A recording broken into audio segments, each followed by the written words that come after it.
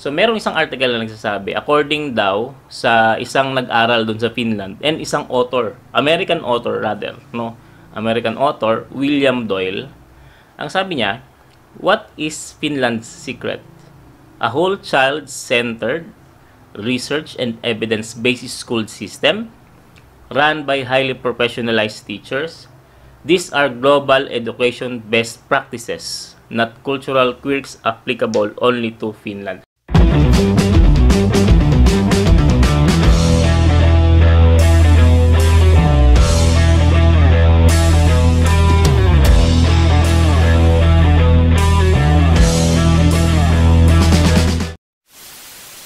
What's up everyone? Kuya Dance here, nagbabalik para sa isa na namang bago nating pakulo o portion na kung ano na lang ang tinatawag ko. Pero ngayon, ang tawag ko ay Tanong na Mo. At dito sa Tanong na Mo natin ngayon, ay may sasagutin na naman tayong tanong. Of course, nakasagot na tayo ng isa, dalawang tanong. Bonus yung isa dahil matagal ang tanong sa akin.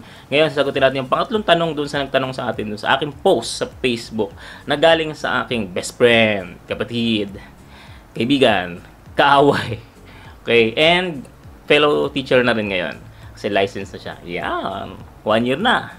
Asa na yung libre mo? Kapatid na Bon, pasok ang tanong mo. Tanong na mo. So, huwag na natin patagalin pa. Sagutin na natin ang tanong ng ating kapatid na Bon, si Sir Bon. Ang kanyang tanong, pasok. Ano ba ang mas effective na education system? Ang sa Amerika o yung sa Amerika or sa China? Tanong lang po. Yan ang tanong ng ating kapatid na Bon. Sir Bon, okay. So, kung ako ang tatanungin mo, kung mag-i-investigate to, no? Mag-investigate. Hindi, kung ako ang sasagot dyan sa tanong mo, ako sa akin to. Kung i-apply natin yung education system ng Amerika or China dito sa atin sa Pilipinas, hindi natin masasabi kung sino yung mas effective eh. Kasi ako naniniwala ko as an educator, of course, it depends sa need ng isang country, ang education system. Kung ang needs ng Amerika ay ganun, siguro effective sa kanila yung system nila. Kung ang needs ng China ganun, effective sa kanila yung Pero pag nilagay mo na yun sa atin, sa Philippine setting of educational system, maaaring hindi maging effective.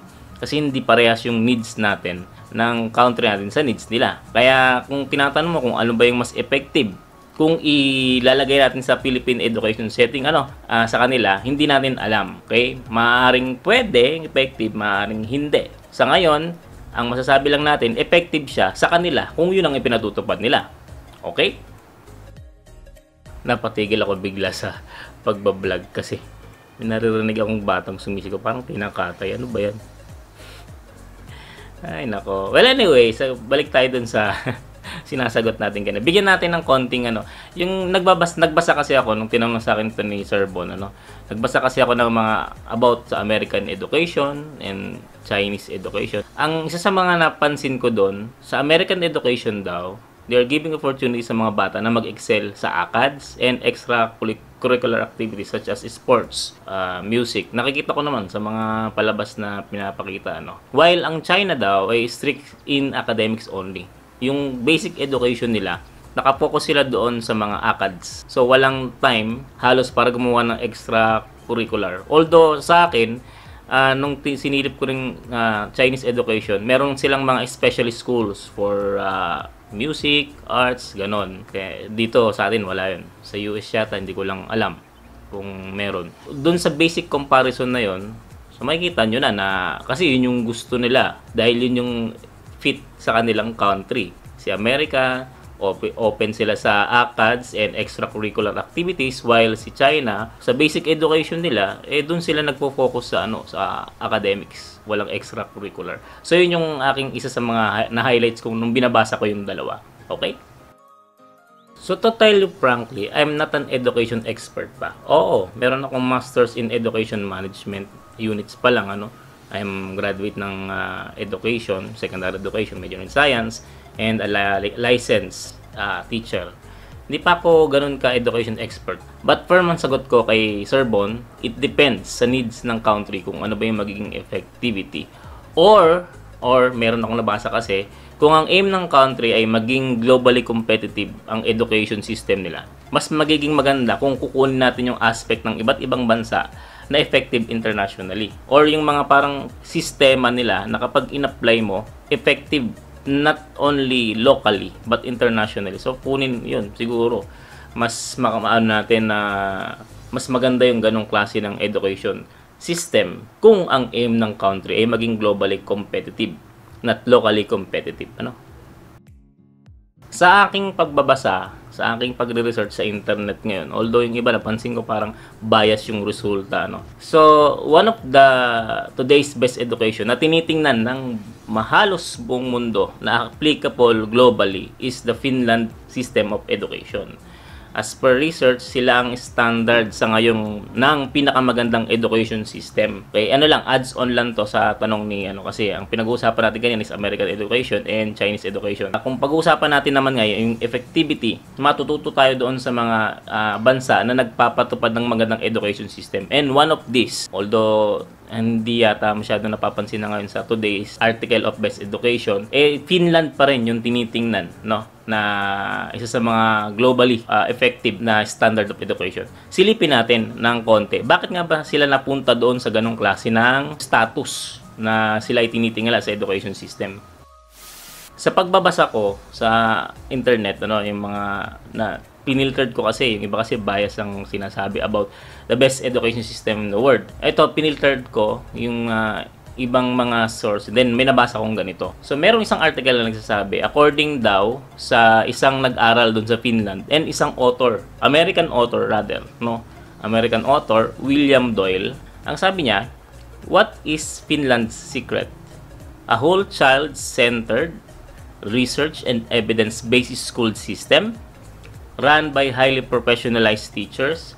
These are global education best practices, not cultural quirks applicable only to Finland. So ano daw yung nakita ni Sir William Doyle kung bakit the best yung education system ng Finland? One daw is whole child-centered. Ibig sabihin, nakafocus yung system ng education nila sa child, sa learner.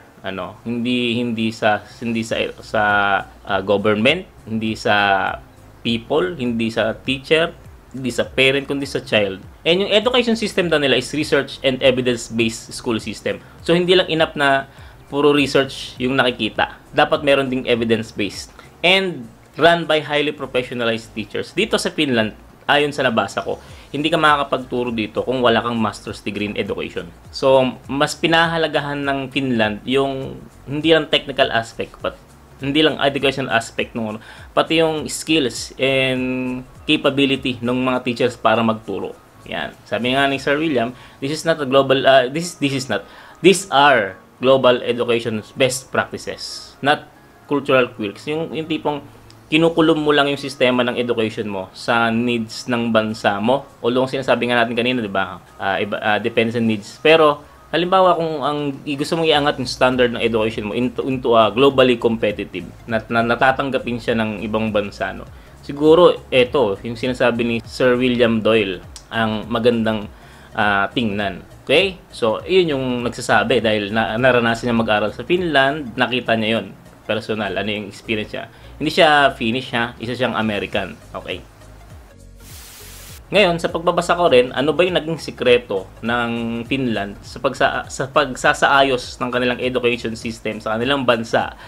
So, ito yung mga bagay na sinasabi ng mga education expert ng Finland kung bakit sila nagkaroon ng best education system. Ito siya. Number 1, sabi nila, education systems and schools shouldn't be managed like business corporations where top competition, measurement-based accountability, and performance-determined pay are common principles. Instead, successful education systems rely on collaboration, trust, and collegial responsibility in and between schools. So, nalaman ni Finland ng kanilang mga education experts, dapat daw ang schools hindi pinapatakbo ng gaya ng parang business corporation, may competition, tough competition, measurement-based accountability. Pag maraming pumapasa, best is school. Pag maraming bumabagsak, worst is school. Pag maraming dropouts, worst is school. Pag nananalo sa competition, best is school. Tapos performance-determined pay. Naku po, patawarin ako DepEd, pero meron tayong ganitong sistema ngayon, yung tinatawag na performance-based bonus. Kaya ang nangyayari sa mga school, nagpapagalingan dahil kung sino yung magaling, makaka-receive ng mas mataas na bonus. Meron pa nga akong mga nababalitaan, patawarin ako, kasi pare-pareho naman tayo, pero ito'y katotohanan lang, pinag-uusapan natin na minsan dinadaya pa yung mga yung mga reports para lang masabing good at pumasa doon sa performance-based bonus na mas higher, which is nakita ni Finland na hindi magandang practice kung gusto nyong maging maganda ang education system. So sabi nila, collaboration of schools, hindi yung nagiging competitions. Pati yung tinatawag na yung brigada eskwela nagiging competition na instead of collaboration. Trust and collegial responsibility. So nakita yun ni Finland, inayos nila yon. Another thing na nakita nila, na natutunan nila para magkaroon ng best education system ay ito. Teaching profession shouldn't be perceived as technical, temporary craft that anyone with a little guidance can do. Successful education systems rely on continuous professionalization of teaching and school leadership that requires advanced academic education, solid scientific and practical knowledge, and continuous on-the-job training. Kaya nga si Finland, hindi sila pumapayag na ang nagtuturo nakagraduate lang ng, ang tawag dito, ang tawagin yun sa ibang bansa is undergraduate, yung 4-year course. Undergraduate ang tawag doon. Graduate school yung mga master's degree tsaka doctor's degree. So hindi sila pumapayag ng ganun lang ang natapos mo. Kailangan makatungtong ka ng master's degree. At least master's degree holder ka bago ka makapagturo sa Finland. Kasi naniniwala sila na hindi lang technical and temporary craft yung kailangan ng isang nagtuturo tas konting guidance to become a teacher. No, mahabang lakaran pa yun para ikaw kasi meron talagang mga nagtapos ng education na talagang talented at ipinanganak talaga silang fit na maging teacher, Pero may mga teacher din kasi na hindi ganon. Kailangan pa nila ng guidance, kailangan pa nila ng mahaba-habang training. Okay, and successful education systems rely on continuous professionalization. Huwag naman sana magagalit sa akin ng mga kapwa ko teacher. Ako sang-ayon ako sa CPD, continuous professionalization, professional development. Rather, ang hindi lang ako sang-ayon ay yung malaking bayad na ino-offer ng mga private institution dito. Dapat kung dito sa DepEd sa atin, aprobahan nila yung CPD pero wala nang babayaran ng mga teacher kasi meron naman tayong mga inset, meron naman tayong mga seminars, trainings na that's enough para pa maghanap ang ibang mga professionals o mga teachers, licensed teachers ng iba pang mga CPD item, di ba? Okay ako doon, kaya lang tanggalin natin yung malaking bayad kasi instead na nagiging professional development ng teacher, nagiging negosyo pa ng ibang mga ng mga ibang individual, sinasamantala. So dapat sige, discuss ko yan sa susunod kong vlog. May ilalabas akong vlog. And of course, yun na nga, merong scientific and practical knowledge ang teacher about teaching, scientific ways of teaching. So, hindi lang dapat, kumbaga mataas ang standard ng Finland when it comes to those nagtuturo. Di ba? So, isa yun sa mga natutunan at inaayos nila. Okay? Another one is, eto, gustong-gusto ko to. And one of my dream na sana mapatupad sa Pilipinas. The quality of education shouldn't be judged by the level of literacy and numeracy test scores alone. Successful education systems are designed to emphasize whole child development, equity of education outcomes, well-being, and arts, music, drama, and physical education as important elements of curriculum. So, ang Finland, ang isa sa mga bansa ngayon, meron ng ibang mga bansa, like Singapore yata, hindi na sila gumagamit ng numerical system sa paglalabas ng outcome ng bata sa education. Ang sabi nila, hindi sila naniniwala na dapat it shouldn't be judged by the level of literacy and numeracy test scores alone. Ang tawag natin dyan, sabi nga nung nakalimutan ko yung pangalan na lagi namin pinag-uusapan ni Ma'am Star. He is one of the proponent na hindi dapat ganitong klase ang education. Di ba standardized test ang tawag dyan Mabibase natin yung successful ng isang learner based doon sa taas ng kanyang scores and literacy, especially in academic. Nakakalimutan na natin na ang education system ay composed of not only academics, but meron pang tinatawag na ibang educational outcomes. Well-being, sabi nga nila, arts, music, drama, and physical educations. These are also important elements of the curriculum. Dadagdagan ko na siguro, important elements of education. Meron kasi bata, di magaling sa math, pero magaling sa music. May bata, di magaling sa science, pero magaling sa physical education. Minsan, nadi-disregard na tong mga talent na to kasi nakafocus ang ibang education system doon sa literacy and numeracy test scores alone, the standardized test. Which is, sabi ni Finland, hindi dapat ganyan. At yun ay sinasang-ayunin din ng Singapore. Kung magbabasa kayo ng education system ng Singapore. Which is good and very best practice of education system. At ina-applyan ngayon ng Finland. Kaya nagkaroon sila ng magandang education system na i-enjoy ng bata. Hindi sila napipilitan yung mga bata na mag-focus lang sa ACADS. Hindi nga sila magaling sa math. Ayaw nga nila ng numbers. Bakit isusubong mo sa bata yung ayaw nilang kainin? Diba? So, kung gusto nila mag-physical education, let them be. Yun yung ano nila eh. Yun yung skills nila. Diba? Remember, nabibigyan ko na ng personal touch. Ano? Pagpasensya nyo. Remember, ang aim ng ating pagbibigay ng education sa mga estudyante is not to fill them with the knowledge na hindi naman nila talaga gustong hasain. To feel them na saan ba talaga sila nakafit sa society. And to emphasize those importance na kung ano yung gusto mo, sige, tapos tutulungan ka namin. Diba? Parang kaya nahihirapan ng mga bata ngayon pagdating sa college na mag-isip ng gusto nilang kuning course. Kasi, yun na ngayon na ano natin. Ito, i-discuss ko siguro to sa another vlog. So, dito sa Finland, okay to yung sinasabi nila. The best practice. So, balikan ko na si Bon. Sorry, Bon, medyo natagal tayo doon. Gusto ko lang kasi pag-usapan yung magkakaroon tayo ng bukod na vlog dyan. Kung aalamin natin, Bon, kung sino ang effective sa kanila, American or Chinese education system, dapat yan matest sa iba't ibang parameters bago natin masabi kung sino effective. Hindi lang sa country nila. Kasi sa country nila, practice na nila yun. Siyempre, sabi nila, effective yan. Pero, kung dito natin gagawin sa Philippine setting, itetest pa natin yan sa iba't ibang parameters, fit ba yan sa pangangailangan natin.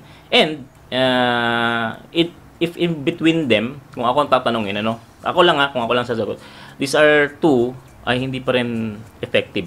Why? Kasi nakapako pa rin sila sa standardized test, which is score-based paper test. Which is, marami na nakakapansing bansa na hindi siya magandang o di siya ideal sa isang successful education system. So, ganun na lang. Siguro, dudugtungan ko to ng hindi pagsasagot ng tanong, siguro yung ideal ko. Ako frustrated ako kasi. Dito ko lang sasabihin siguro. Kaya ako nag-Masters in Education Management at pangarap ko pa sana maging Doctors in Education Management. Kasi parang gusto ko ayusin yung education system ng Pilipinas. Kaya may mga sulat ako minsan, if I become the Education Secretary, anong gagawin ko? So, ano-ano yung dapat na ayusin at ano-ano yung dapat baguhin. Siguro, iba-vlog ko yun para makita ninyo kung ano yung gusto ko. Hindi ko sinasabing tama yung sinasabi ko. Again, hindi ako education expert, pero ano yung nakita ko sa course na ako ay nasa education field at kung ano yung mga nakita ko nung nag-aaral pa ako sa education field. So hanggang doon na lang siguro. Salamat sa pakikinig. Salamat Sir Bon sa pagtatanong. I hope nasagot kita ng maayos. Kung hindi, mag-follow up ka lang to sa vlog natin and comment ka lang sa comment section. Sa mga bagong nakikinig dito sa Kuya Den, sa portion natin na tanong na mo, alam nyo na gagawin, like, share, and subscribe to our channel. And sa mga matagal na nagtsatsaga, mga 10 na lang sila, bumalik na sila sa 20 pala, ay salamat sa panonood, like and share lang mga kapatid. At kung may mga tanong kayo na gustong sagutin, pwede kayo magtanong dyan sa comment section. Sagutin natin yan sa ating portion na tanong na mo. This is your Kuya Dens. Nagpapasalamat at alam kong napapahaba na yung video nito. Ang sarap kasing pag-usapan nito eh. Of course, this is my specialty na educator. Teacher ako. Hindi pa ako nandun sa level ng educator. Salamat. Kuya Dens, signing off.